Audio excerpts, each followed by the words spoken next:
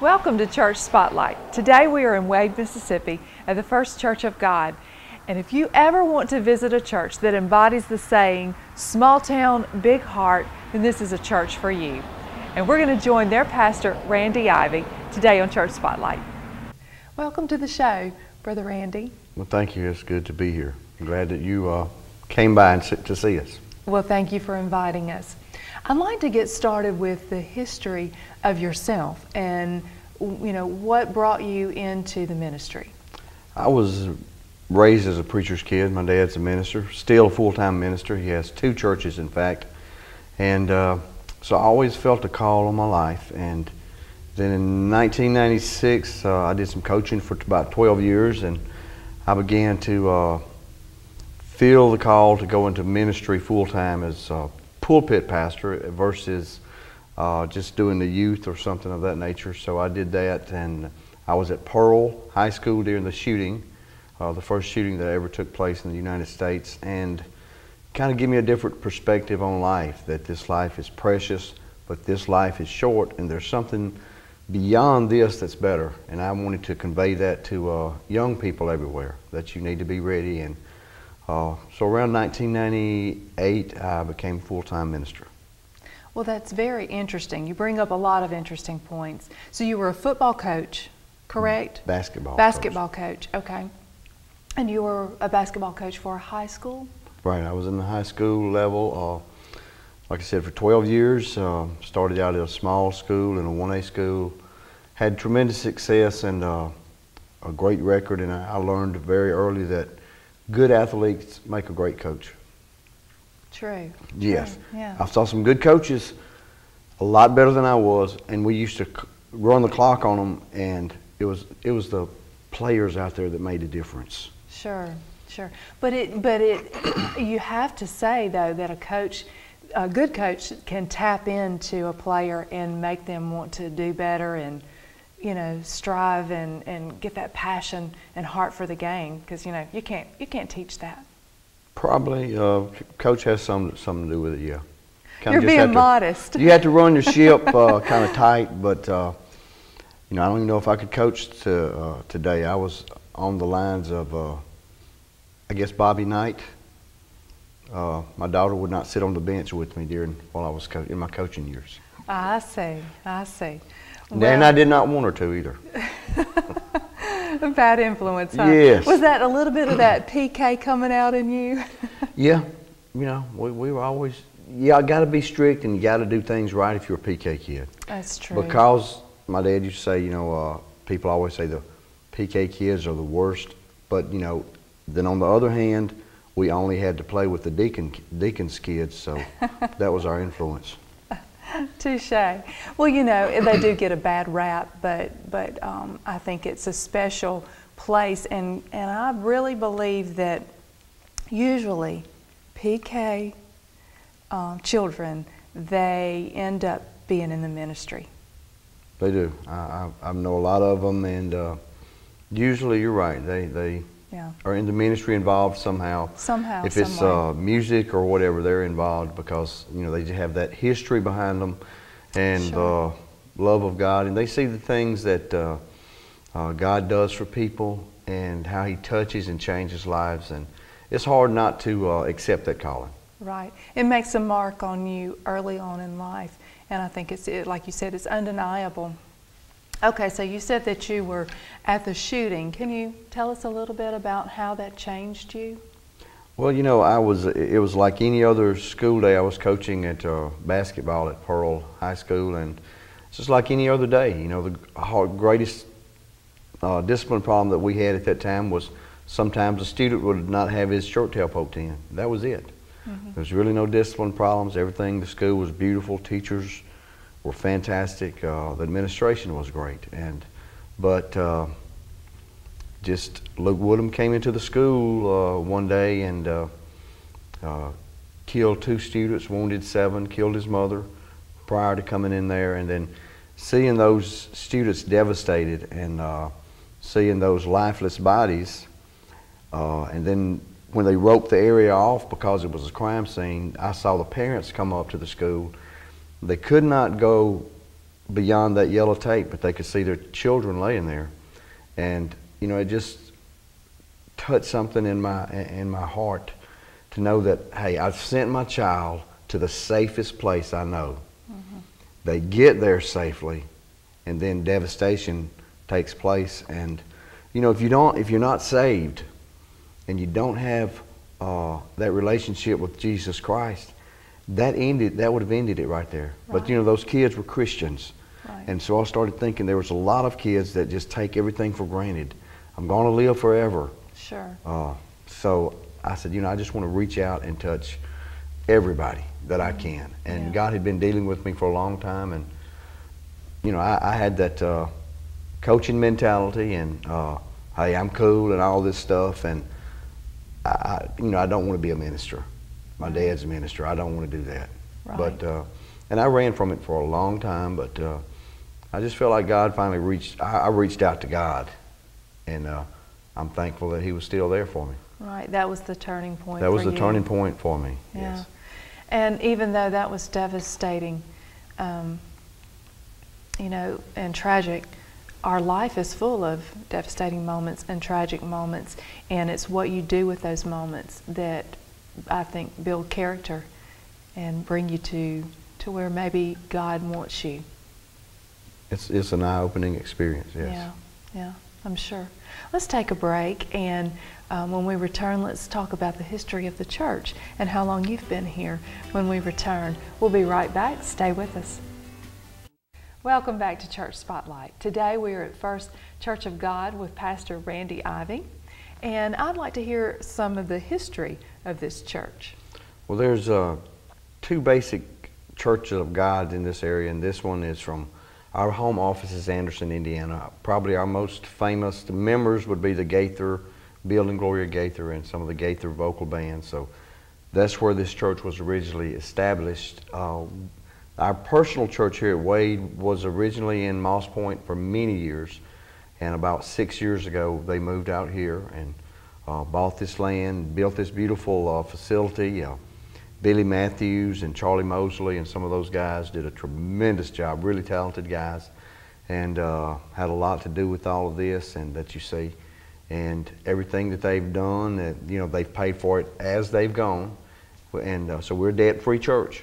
And that's remarkable. Tremendous in this day and time. Yes, it is. And so this church has been located off of the highway for 6 years, you said? I think about 6 years, yes. Okay. And it's a beautiful sanctuary. Oh yeah, they did a good planning, and they did most of the labor and everything themselves. Really? How much land is on this? 6 acres. And that's a lot for a church. That's a lot for when you're mowing it, when you have to cut the grass and stuff. Of course, I have a, you know, I don't have to do the push lawnmower or anything like that. Yeah, and here in the South, you know, we have more than just 2 or 3 months worth of mowing, don't we? Yes, we do. Yeah, a long time. Okay, so you've been here how long? January will be 2 years. We moved here from Brandon, and I confess I had never heard of Wade, Mississippi until I moved down here. And I knew Moss Point and all those areas, and we just fell in love with the people, and they really welcomed us and took us in. This is a special place here. Yeah. People down here, I think sometimes they take things for granted that they have it's so nice, and everything is convenient, and it's just a beautiful area, and we love it down here. So you think it's the Southern hospitality that makes it so special? Southern hospitality is strong in this area, yes. I find there's a difference when a church is in the city, even no matter how small the city is, whether it be Moss Point or Pascagoula, that there is a difference in a country setting versus a city setting. So how did that play into this congregation, since you said it moved from Moss Point to here? Well, I think that the people in the church have been together for a long time. They were without a pastor for 18 months, and church dropped down. Any church would drop down due to those circumstances, but they stayed together, and they became more of a family and a family unit. And you know, that's what this church is about. We're a church family. You know, I always say that the people that you see here in the pews, this is your forever family. Because even when we leave here and we're in heaven, we're going to all be together. And that's the way they look at it, it's the way I look at it, and it's just unity. And you don't find that in a lot of churches, but it's just, this is like I said, this is a special place. And I know there's good city people and all that, but I just always say it's good country folks. Right, right. Well, it's just not that one is better than the other, it's just that it is different. Yeah, I came from, I was a member, I grew up in the smaller churches, 100 to 200 members with my dad pastoring, and so I was always used to that. And for a while, we were members at a church in Brandon called Pine Lake, and it had 10,000 members. And it was a good place, a good church, and things of that nature, but there's no way that the pastor can know 10,000 people. There's no way you can know all the other different people. There were things that church could do and it offered, but the community, the family type atmosphere, knowing your neighbor, the real true, I consider, love, and the homecoming things that you see and that you have in churches, and the feeling you have in the smaller churches, those churches can't compare to what you can get here at Wade First Church of God. Right. I've always said small town, big heart. Amen. Yeah. Did you find that the people going so long without a pastor, that they probably had some dependency on one another and they learned to be there for one another? Yeah, and it didn't just stop with them. When I came in, I was alone. They knew I was down here by myself. My wife was still working. I did bring my dog, but that was it. That was the only friend I really had down here, and they saw that, and they saw that need, and because they had a need and they depended on each other, they just welcomed me in to the church and to the church family. And that's the same way and the same attitude they have when a visitor comes in or a new member comes in. And again, it is a special place. Right. You're sure to receive a handshake or probably even a hug. They will. If you're not used to that, they will get on your nerves because everybody's going to speak to you. Yeah. Well, that's a good thing to be known for. Oh, yeah. That's good. So let's talk about some of the outreaches that you have going on at the congregation. We're doing a kids Coach for Kids program, and we try to find kids in the community that need a coat. And if we're out in town, if we're buying something, we will buy an extra coat or something of that nature for children. We have a food pantry, and we also contribute to the Backpack for Buddies program, which is run through the school for kids, hungry kids in our area.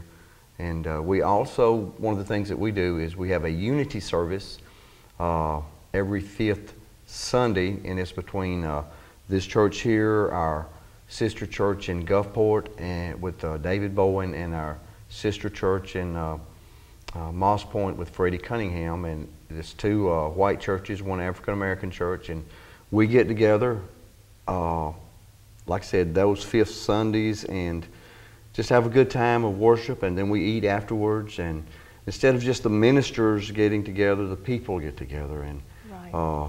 We find out what the needs in each community is and how we can help each other and things of that nature. Do you rotate the churches? We rotate the churches. The next service will be here the 5th Sunday of January. Okay. All right. You mentioned about the food pantry. How exactly does that work? Is that gifts and donations that the people establish, or is this government run, or how does the food pantry here work?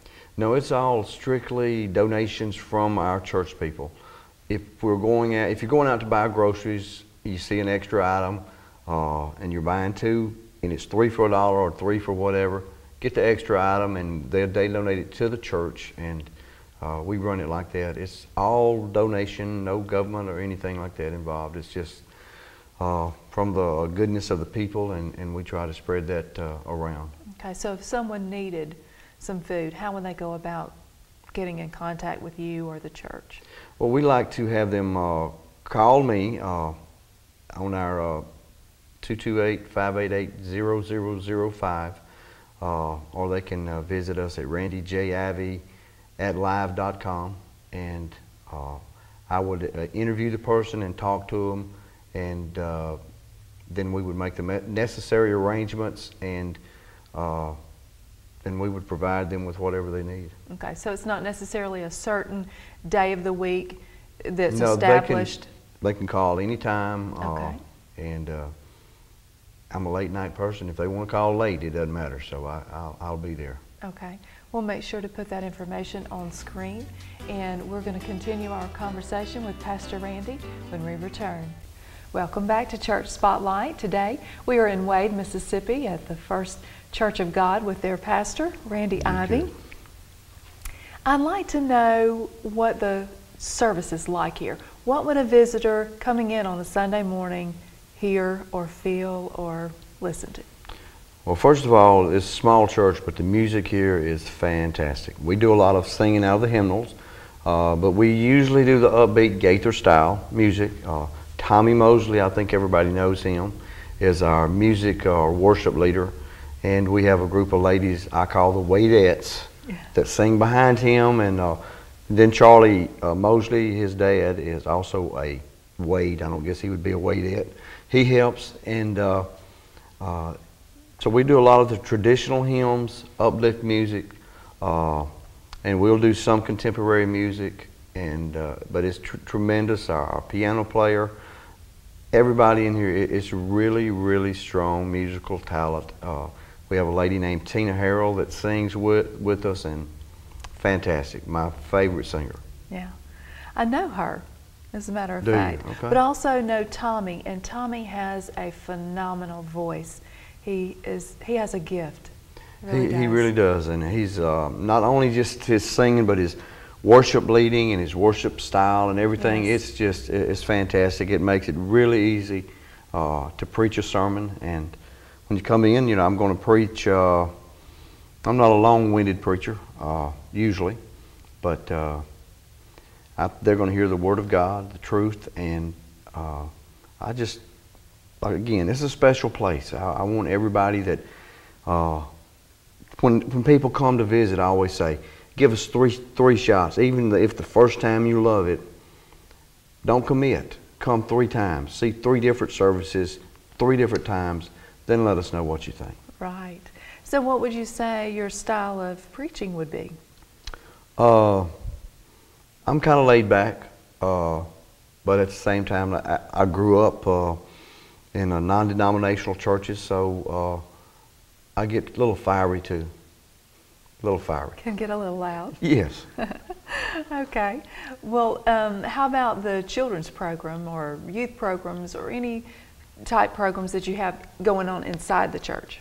Well, we have a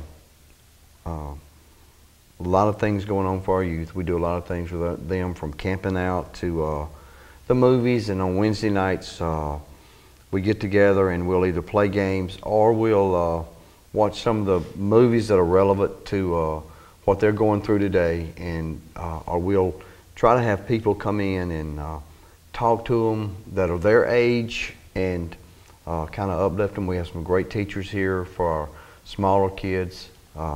We have on Tuesday mornings we're having a down at the coffee shop in Hurley.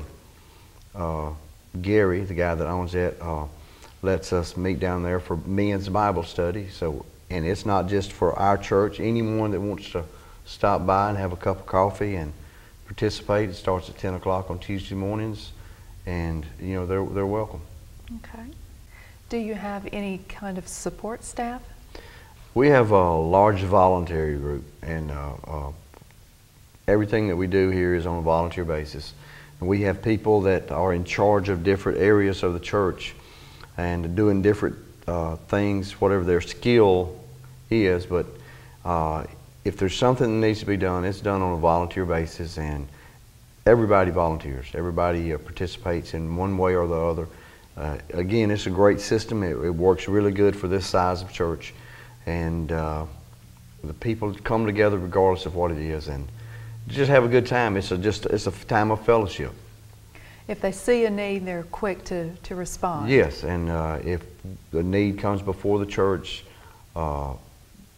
everybody's supportive. They're real supportive of whatever that we need to do or anything that we can do to move the church forward, to make the church grow. And you know, we look at church growth a little bit different. We don't necessarily have to have people come to our church when we reach them or when they become saved or anything like that. We want to be kingdom builders first. And you know, if you don't come to this church and you know, you get saved because you've talked to some of our people or you know our people, you know, we want you just to go to church somewhere. Right. We're not in the judgmental stage. We know that God doesn't have a certain section for each denomination. We're all God's children, and we want everybody just to go somewhere and get into some congregation somewhere, and whether it be here or somewhere else, just worship God. It's not about a competition. Right, that's right. It's kingdom builders, and that's what our ultimate goal is. When we're doing an outreach program, we're not necessarily doing it because, hey, if we do this, we can bring somebody into our church. We want to do it so we can add somebody to God's church, to the kingdom. That's right. That's right. With the holidays coming up, what do you have special planned? In December, the second Sunday in December, we're going to have, some churches have a Christmas cantata, and we've participated in those before, and they're beautiful. But we're going to do more with Tommy and using his talents and gifts. We're going to do a Gaither home-style type Christmas singing, and Tommy will be leading that. We'll sing some of the old standard Christmas carols and Christmas songs that people grew up with, and some of those things like that, versus doing the Christmas cantata. And I think it's going to be fantastic. Most people have heard Tommy, but if they haven't, and then the other talent that we have at the church that are going to be singing, yeah, I'm looking forward to it. I think it's going to be fantastic. What's the date on that? December 12th. Okay, All December right. 12th. We talked about that. December 12th. December 12th. Okay, for someone that maybe is not familiar with, say, Tommy, or familiar with the Gaither vocal style homecoming setting, how would you describe how it's going to be the same, and you know, let our viewers know what to expect? I would say if you would watch the Christmas episode of Andy Griffith, when Andy and Miss Ellie sang Away in the Manger together, had a little scene and everything set up, watch that and you'll kind of get a feel of what we'll be like. So it's not going to be just necessarily listening to someone else. It's going to be where they can participate and they can sing along. Yeah, we want everybody to sing along. You know, sometimes the music's so good you just want to listen, but you know, we still want everybody to participate. And we'll have food afterwards, and it's we're going to do it in the morning at a morning service. We'll start at 10:30 for that service, and the dude with the red clothes, Santa Claus, will be here for the kids. All right. So bring their list. Yes, bring your list and your smiles, because we'll take pictures with Santa. Okay. So a really big outreach, not just for the people here in the congregation. Everyone's welcome December the 12th. Everybody's welcome. Come in, share the entertainment, share the what Christmas is really about, giving, and share the love that we have here at this church, and you know, then share with our food. That's what we're here for. We want to make it special for everybody. We want to be about giving instead of just receiving. We want to give all that we can. Right. Brother Randy, thank you for having me today. Well, thank you for coming. We appreciate it so much. I enjoyed it, and I definitely get a sense that this church is special. And I thank you for conveying your heart and sharing that with us. Thank you. Be sure to watch next week as we spotlight another church making a difference. Until then, I'm Rena Danley, and thank you for watching.